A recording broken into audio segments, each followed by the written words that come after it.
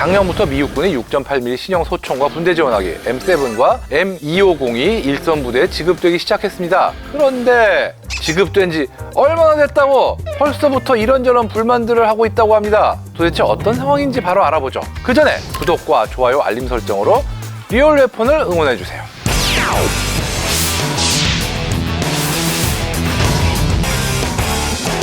M7은 개발 당시에는 XM5라는 이름을 불렸다가 이 상표를 갖고 있는 다른 회사의 클레임으로 XM7으로 바뀌었고요. 그 이후에 미 육군이 이를 정식 채택하면서 M7이라는 명칭이 최근 부여됐습니다.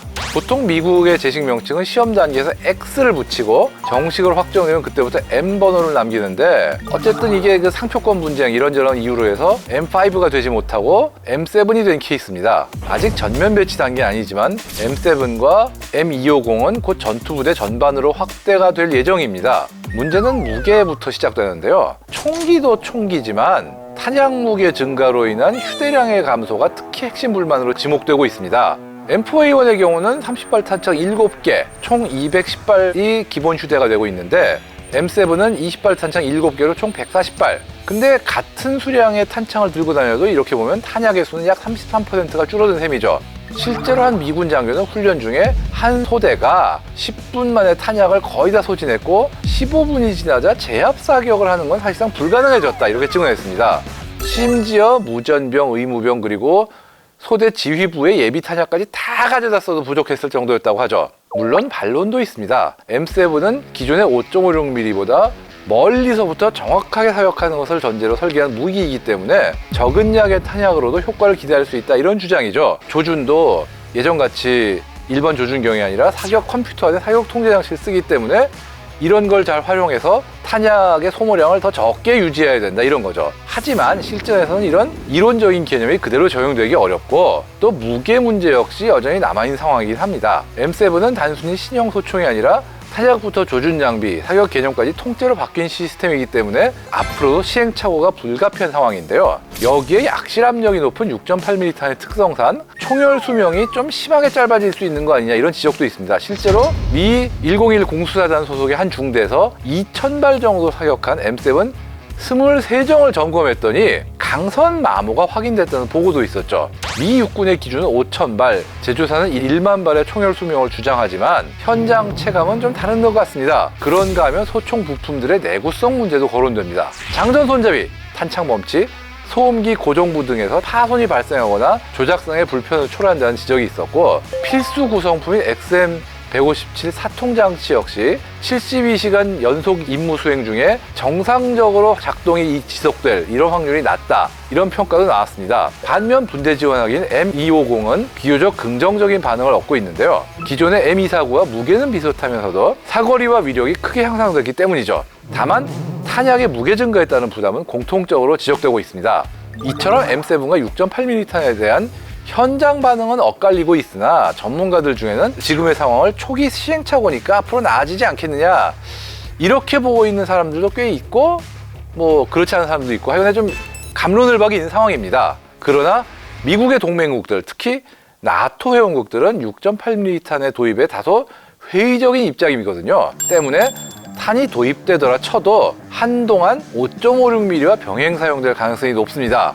이스라엘조차 M250을 도입하면서 6.8mm가 아닌 7.62mm 나토 버전을 요청했을 정도니까요. 6.8mm는 아직까지는 글로벌 스탠다드로 자리 잡았다. 그렇게 보긴 어려운 상태입니다.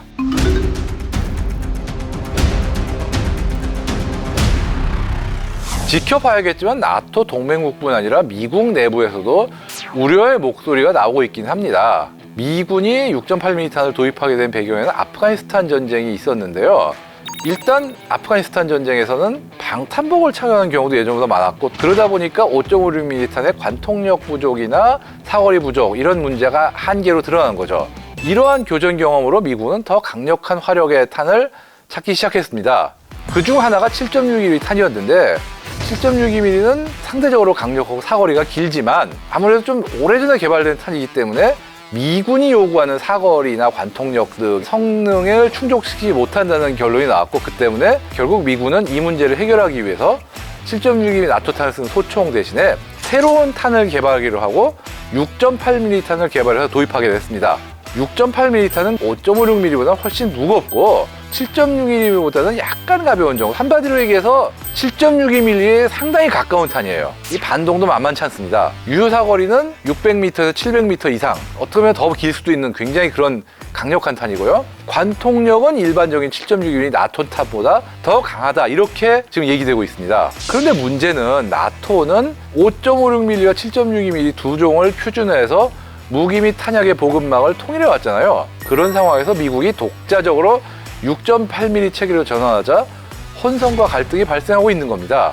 연합작전 시 탄약 호환이 어려워진다면 작전 효율은 크게 떨어질 수밖에 없고, 또 새로운 총기와 보급 체계를 갖추기 위해서 동맹국들이 막대한 예산을 들여야 하기 때문이죠. 게다가 60년대와 마찬가지로 사전 조율 없이 규격을 바꾼다는 어떤 미국의 태도도 일부 국가들 사이에서 반감을 불러일으키고 있는데요. 상황이 그렇다 보니 미국이 6.8mm 체계를 자체적으로 확대하더라도 당분간 나토 전역으로 퍼질 가능성은 좀 낮지 않겠냐, 이런 분석이 있습니다. 실제로 우리나라를 포함한 다수의 동맹국들은 기존 5.56mm 체계를 유지하면서 상황을 관망하고 있고요. 다만 현장 적응과 검증 그리고 개량이 이어진다면 6.8mm 탄이 미군 내에서는 점차 자리를 잡아갈 가능성은 있습니다. 특히 M250처럼 성능 면에서 긍정적인 평가를 받고 있는 장비를 중심으로 도입이 확대될 수 있겠죠.